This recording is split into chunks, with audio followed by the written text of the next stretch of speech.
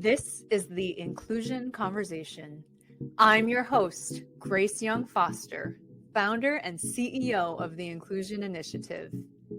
I'm an adoptee, I'm a foster care alum, and I'm passionate about elevating our communities. It's time we're included and visible in the conversations about work, careers, and just life. Let's be visible and let's be loud. Join me now. Hey, everybody. How's it going? Welcome to the Inclusion Conversation. This is episode 1. Yay! Very first episode for us. Today is going to be a solo episode with me, Grace Young Foster, and I'm the founder and CEO of the Inclusion Initiative. And I wanted to talk a little bit about why this podcast is important for our community of adoptees, foster care alumni, and our allies. You know, the Inclusion Initiative was built just over a year ago. So it's not been too long, yet it feels like it's been a long time as well, as I've gotten to dive in, get to know people in our community, get to know great organizations within our community, serving people who identify as adoptees and as foster alums. And it's just been really fantastic to see the groundswell of support of each other, but also society at large.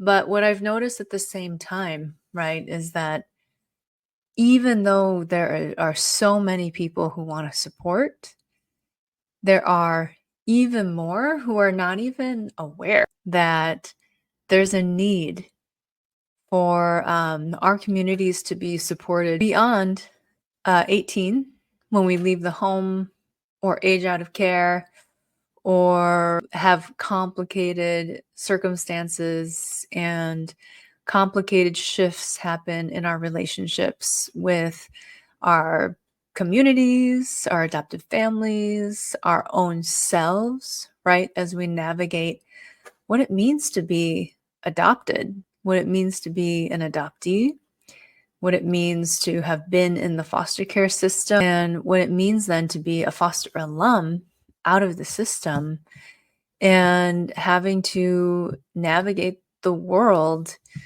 almost with these like invisible identities that are a big part of us, yet we feel like we can't talk about it openly, or we don't really know how to talk about it openly in a way that's authentic to us and authentic to our stories. We think about the impact of our adoption or our foster care experiences every day. So it's time for us to have a place where we can just listen to these everyday experiences, but especially listen about our experiences of what it feels like to be one of us in corporate spaces, in our workspaces, in leadership spaces, in academic spaces, all these spaces where adoptees and foster alumni are not really well known as an identity. So, you know, that's really a big part of the hope of this podcast, is to just bring more awareness, bring more storytelling to whoever's listening in our audience, to help educate, but also to help you know how to be allies to our community, or help you know and learn, right, as an adoptee or as a foster alum, how to better navigate these life experiences and the stages of life that we go through as adults.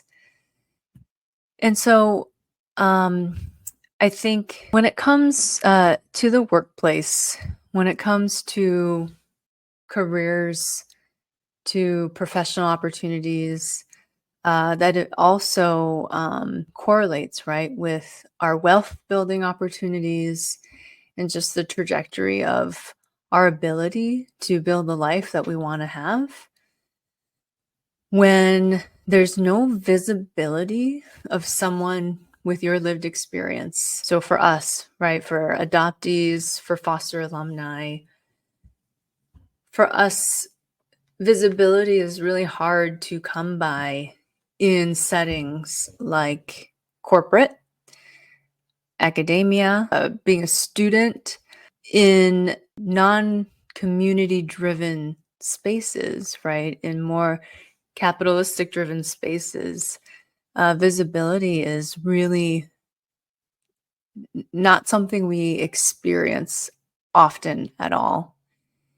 And when we do make ourselves visible, if we choose to, and when we choose to, it takes some courage, because the narrative of adoption, the narrative of foster care for the kids going through those experiences, the narratives that have dominated our country's understanding of this experience is always the "you should be grateful" narrative. You're so lucky. Imagine what you would not be if you were not adopted, or if you hadn't been taken in by the foster family. We're told these things over and over again, which is then reinforced with be quiet, be good, don't cause trouble, don't make waves. Essentially, don't be authentic and don't discover who you are, right? Because the value you bring is really the value you bring your families as the kids that help either start or complete the family, or have helped, right, the parents address their family building challenges, whatever they may be. And these are not like bad intentioned people that adopt or foster. Most are not. But these dominant narratives of the "you should be grateful" and then you need to be the perfect kid and the good kid, especially for foster youth that end up being placed in multiple homes. There's many, many, many that end up being placed in 2, 3, 4. I had siblings placed in 11, 12 homes. I've heard of people being placed in 20 plus homes throughout their youth. I mean, it's traumatic. One time is traumatic, but can you imagine experiencing that multiple times a year for some of these kids? And you learn to do what you think you need to do to please the family that you're with, to stay in the home that you're placed in. Fear really drives and it drives how you navigate through the world. The fear of relinquishment, of abandonment, of not being accepted, that you'll never belong anywhere.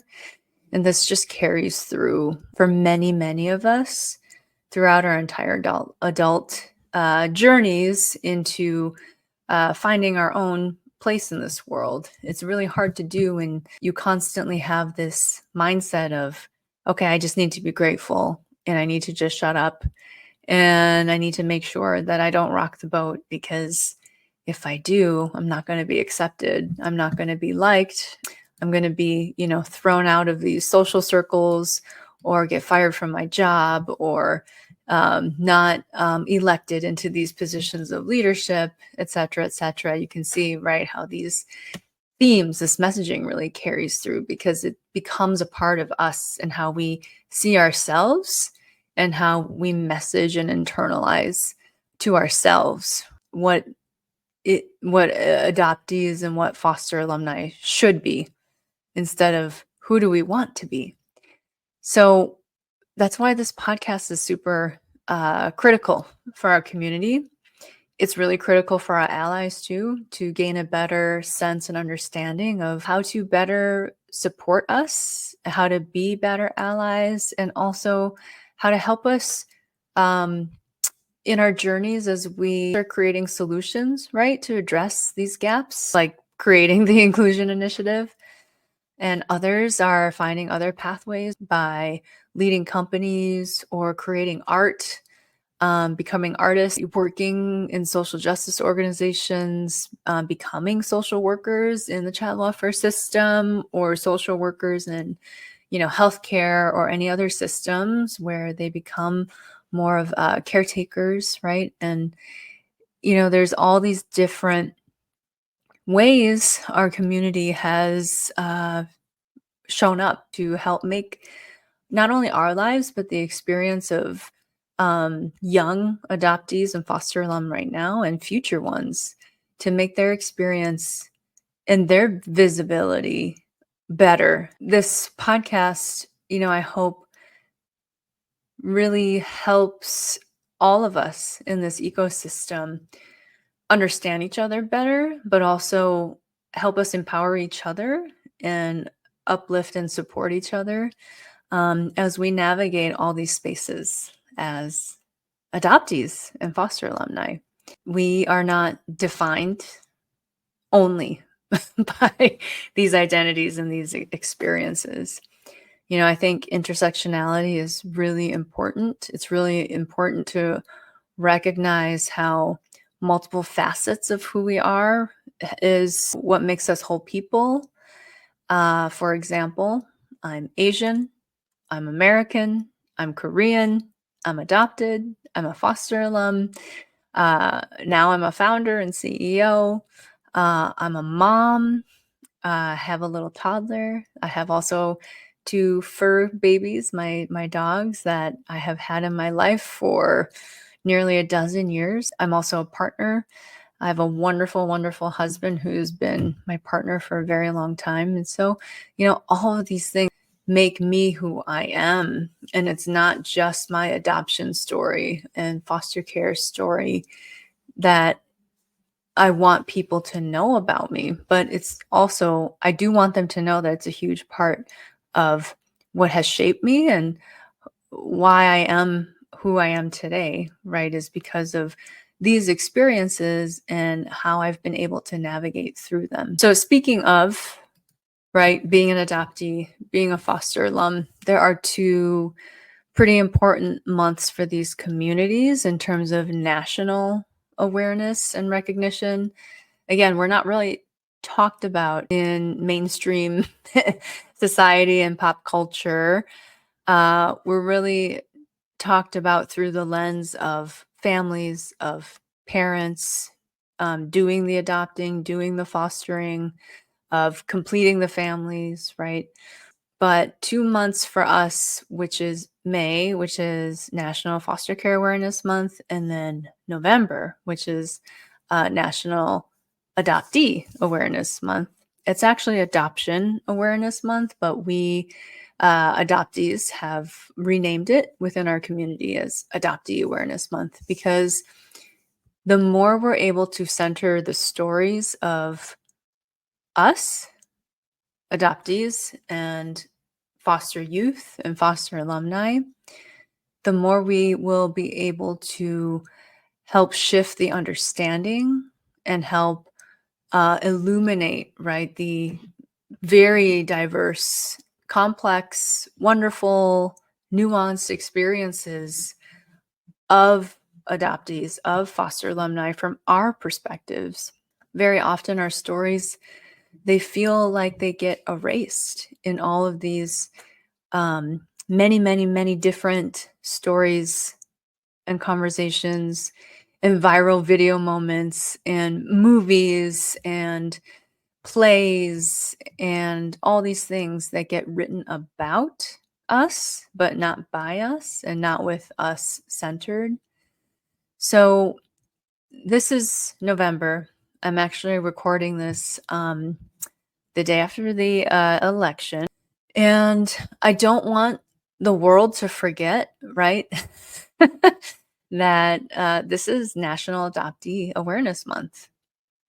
It is important that we continue to be visible, that our voices continue to be centered in our stories, that we are able to share our stories and our perspective and have that be known, recognized, and accepted as well. So I want to give a little history of National Adoptee Awareness Month.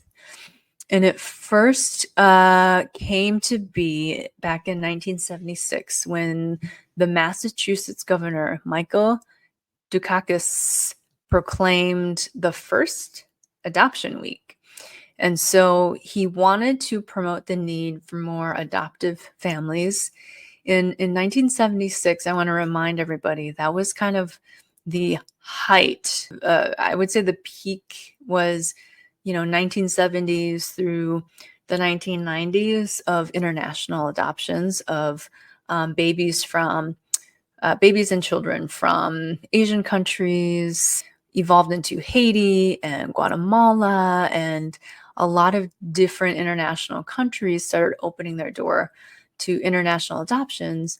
But South Korea really jump-started a big international movement of Korean kids being adopted by American families, and then more and more Western countries started adopting these international children following the US's footsteps.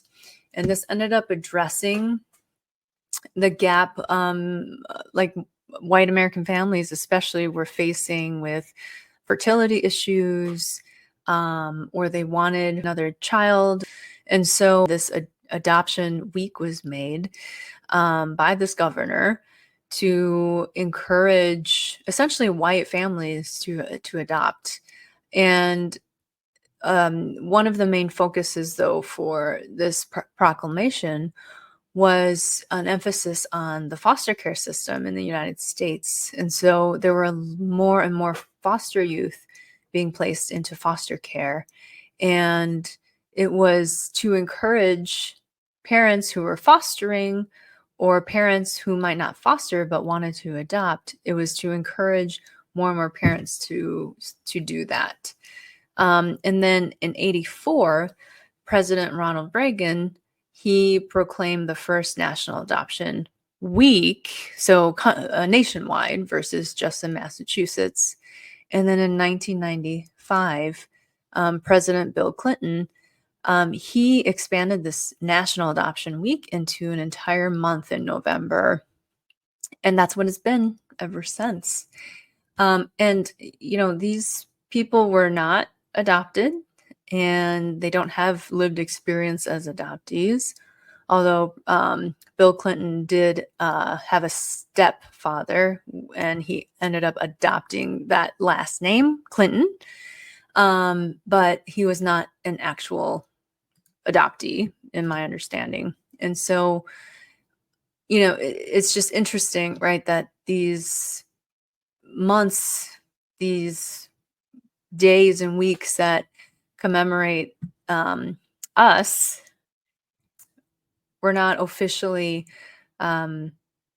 proclaimed into being recognized, observed months and holidays by people who are adoptees or who have been in foster care. I wanted to read a proclamation on National Adoption Month from President Biden that he released in 2023. It further supports what I've been saying about how these observed days, months, weeks are not necessarily centering the adoptees and the foster youth. And so let me just read a bit of it for you. This National Adoption Month, we celebrate all the families made whole through adoption and recommit to ensuring that every child can build a life of happiness and well-being. Today, more than 100,000 children are awaiting adoption in our nation's foster care system, hoping for the love, connection, and a lasting foundation that a permanent family can provide. To help more families cover the cost of adoption, I have urged Congress to make the adoption tax credit fully refundable so that every adoptive family can benefit regardless of income and can focus on building supportive lives together. I have proposed making legal guardians eligible as well so that loving grandparents, aunts, uncles, and others can care for children and keep extended families together. Side note, this is called kinship care. I have also expanded the military parental leave program, allowing service members to spend more time with their families after a child is born, adopted, or placed with them through long-term foster care. Still, thousands of young people, unfortunately, will not be adopted before they age out of foster care.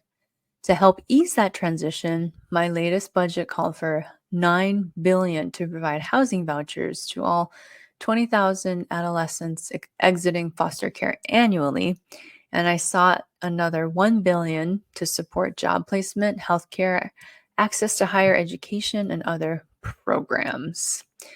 My administration is also working closely with states to help foster youth stay in school, train for jobs, pay their bills, and begin promising adult lives.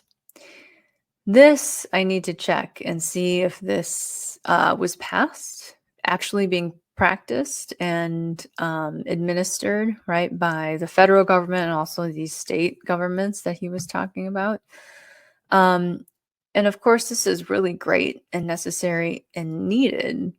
But, what I'm looking for are, more emphasis, more collaboration, more centering of the actual foster youth, foster alumni, and adoptees themselves. Like, where are they in all of this? It's a lot about how people with power and people making decisions for our community on their behalf, right? Without asking them, without consulting them on what they actually want and need. And of course, this all sounds wonderful and great. And yes, these resources are really, really needed for foster youth, especially those who are aging out of the system. So I don't want to diminish that at all. But I want to see more language, more centering, more intention with making sure adoptee and foster youth and foster alumni voices are heard. And, every single year, there's about 350 to 400,000 foster youth in the system in the US. There's about 50,000 adopted out of foster care every year. And I think approximately 100,000 adoptees are adopted each year. Now, international adoptions are starting to cease, starting to stop as a practice because there are, just questions around ethics and morality and, how the process has been conducted for a long time. Those numbers are big, and that's a lot of kids and youth who are suffering, who need help and support. And yes, like, absolutely, everyone wants a family, right, to belong to. But again, centering the kids that are being adopted and that are being fostered is very important. The proclamation from the White House, when this language is missing, right? It's no wonder that mainstream and popular culture and just society at large continues to think about the families, the parents, the institutions, the system in general, but not really thinking about the adoptees and the foster alumni and all these life stages that we need to navigate and go through. And so again, we remain largely invisible with these identities our entire lives. And so this is something that I'm hoping this podcast and the Inclusion Initiative can help change alongside the many, many other wonderful adoptee and foster alumni advocates, change makers, builders, public servants that I've had the privilege of getting to know. So to wrap up this episode, I wanted to tell a little bit about my own story, my journey to starting the Inclusion Initiative. I have experienced both being an adoptee with broken adoptions and also being a foster youth and now a foster alumni, having been placed in the system after one of those broken adoptions. And, my whole life journey has really been impacted by the lack of support, the lack of family, the lack of understanding, like where I fit into a family, like if I had a family, um, who would be my next family, a lack of belonging in the towns that I grew up in because I was Asian in a predominantly white space, the lack of support and resources and opportunity because of, the broken experiences I had. I didn't have family support as I transitioned out of the homes. And as a young adult, I was pretty scrappy.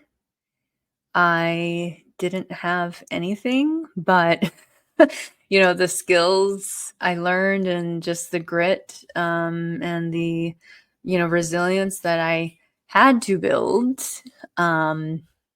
just because of the lived experience I went through. And all of that made me into just a very driven person that wanted to prove right to the world, to the families that had rejected me, to the community that was rejecting me, to myself that I could be something, that I mattered, that the tragic things I went through wasn't going to define like the rest of my life. And you'll hear that a lot especially from foster youth, and especially from youth that age out of the system. They're so often defined by how, right, the system and how society at large talk about foster youth and foster alumni, people that are broken or messed up or, kind of beyond hope, right? Like they're kind of nobodies. And when you're told that and you feel that and you experience circumstances that reinforce that over and over and over again, it's really hard to not believe it. And I have um I have privilege in the circumstances that I was placed into, predominantly white community with white parents. I mean, I got to benefit, right, from my proximity to whiteness. I learned the culture, I learned the behaviors, I learned how to mimic, I learned how to code switch, I learned how to internalize whiteness to where I rejected my Asianness, rejected myself, except if, I could be seen as white, like that's all I wanted, to the point where I wish I didn't look like the way I did. I wanted blonde hair, blue eyes. I wanted to be taller. I wanted to be leaner, like all those things. Like I just wanted to look like all the white people all around me. And all of that messaging and that internalization of those messages and that self-hate too, it really impacted how I navigated the world. And I was very likable, very quote unquote outgoing, but it was not always authentic because I was playing roles and playing parts that I thought I needed to play to be accepted into society and then accepted into school, accepted into those families, and then eventually, right, accepted into the workplaces that I had the opportunity to join. And I've been working since forever. Like, I think I was about 10 when I had my first jobs, which was like multiple paper routes. And I've been working ever since. And I let it define me and who I was, and did my best to rise through the ranks, first in corporate America and then in the nonprofit space. And, it took me over 9 years to graduate with my undergrad degree.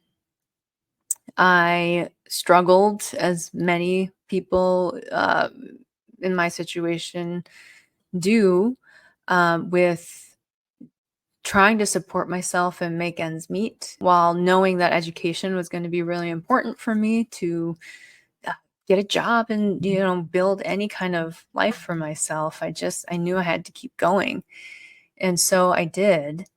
And I was fortunate enough to have help and support along the way, where in the middle of those 9 years of trying to complete my undergrad degree, I got job opportunities, first in the hospitality space, and then that transitioned into sales roles in corporate. And then all of that led me to the nonprofit sector, where I became a senior leader, fundraising and running organizations and all of that.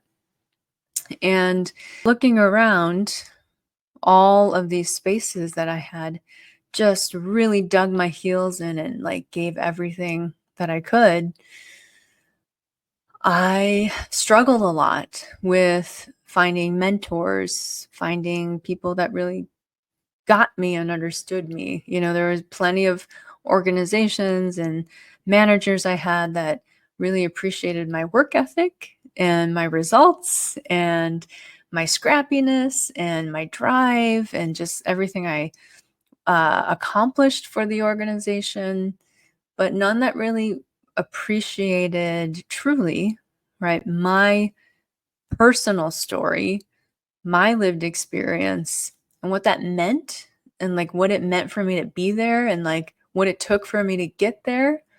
Um, and, I had a lot of peers that didn't have to go through that, right? They had family support. They graduated school in the 4 or 5 year time frame. They got a lot of resources on understanding like what careers were and what pathways they could have. Whereas I had to just kind of like take things as I could get them. I had no guidance and I didn't really understand this world of work. I just knew I needed to work, right? Because I needed to eat. I had definitely experienced housing insecurity, food insecurity. There were days where I didn't have meals. There were days when I would run out of gas on the highway. I had to choose between like putting gas in my car or getting my brakes fixed or eating that day, or, like these just choices, or like, do I overdraft on my bank account so I can pay the electric bill, or do I pay my phone bill because I need my phone, right? But then I overdraft, and then that compounds into more and more overdraft fees. Like I've had those days, and I will never forget those. And I'll never forget the feelings I've had going through stuff like that. And, having to like ask for help, like borrow money from friends, and just like really be in very humbling situations where embarrassing, like I had to tell them I couldn't pay my rent. And so like things like that is just like, it really impacts and shapes a person's appreciation, right, for being able to have resources and support. And financial freedom is something I didn't have for a very long time. But all that to say, right, that all these experiences really came from the not so positive adoption and foster care experiences I had. And it's this ripple effect, and it compounded and compounded and compounded. Most recently, at the last job that I had, I was a senior leader. I had just gotten my MBA from NYU. I was finally making it. I had my first child. I was making the most money I'd ever made in my entire life. I couldn't believe I had gotten there. And I was really struck by looking at the table and everyone around me and who was around me. And, I was one of two people of color. I was also older than everybody else. And I had this one colleague who is a really wonderful person, but she was 10 years younger than me at the same leadership table with the same level in the organization, all of that. And I was just really struck with, man, at, at that 10 years ago, why is that opportunity? Why could I not have that opportunity?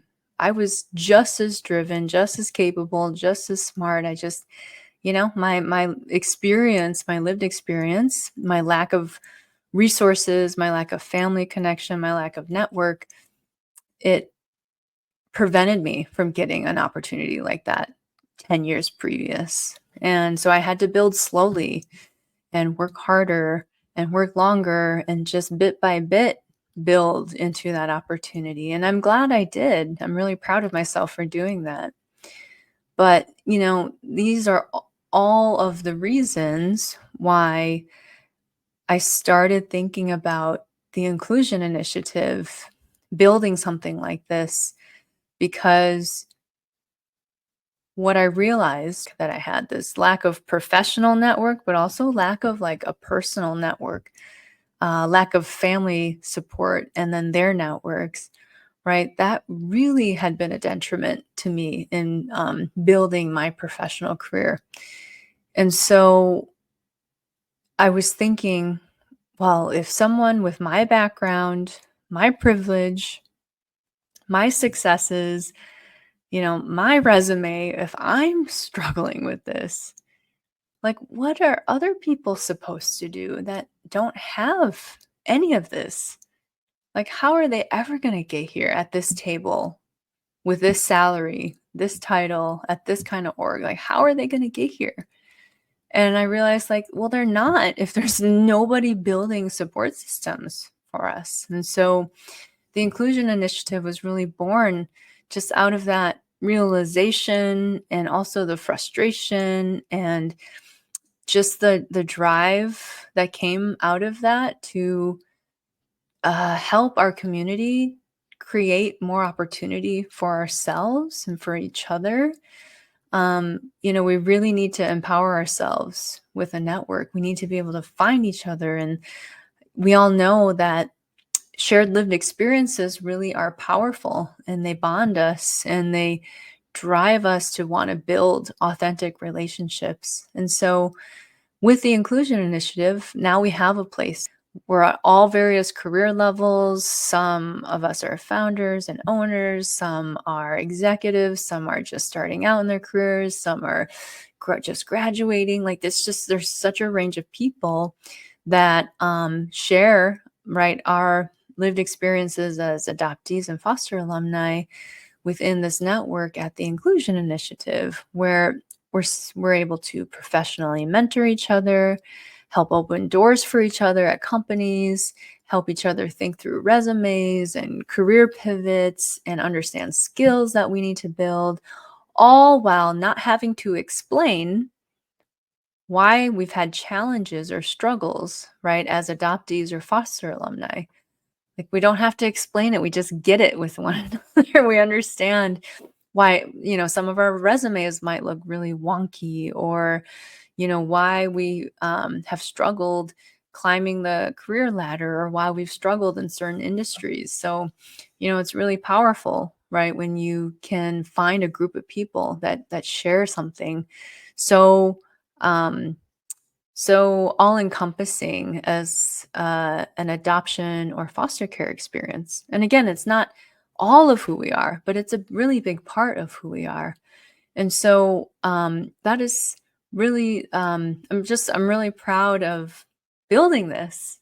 And I'm really excited to see it grow and see it flourish. And I'm excited for the future, for us, for changing our future of work, for closing our opportunity gaps. That 10-year gap is just, no, we shouldn't have to just put up with that, right? We can make change for each other. We can change that.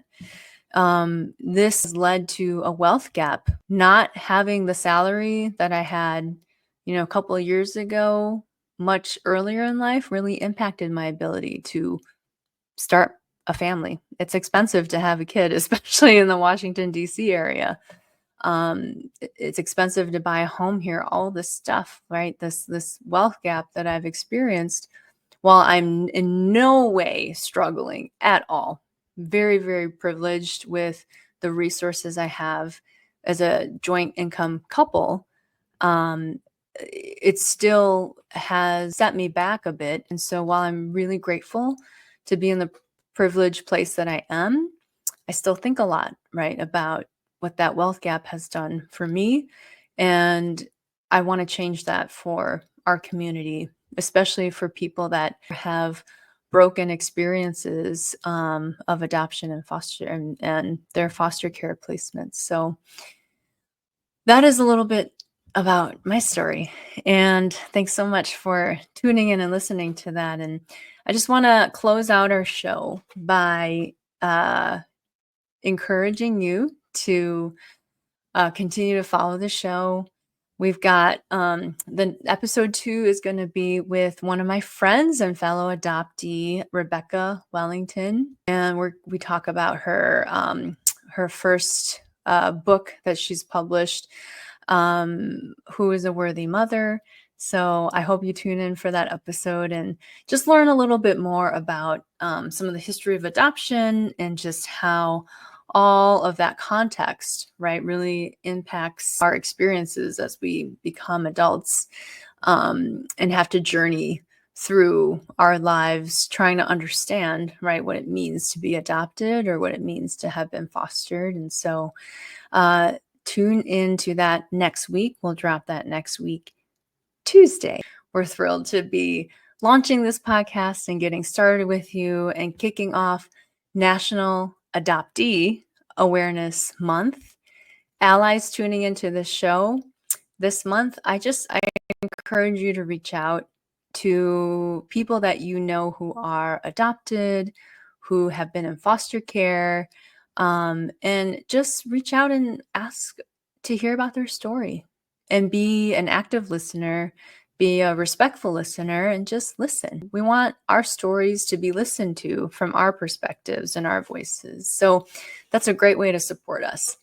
In the show notes, I'm going to drop a lot of links to just various folks that you can follow during National Adoptee Awareness Month and continue to support our communities and support us at the Inclusion Initiative by giving us a review. And you can drop us a note either via email or comment on our show and let us know what topics interest you. Let us know what you want to hear next.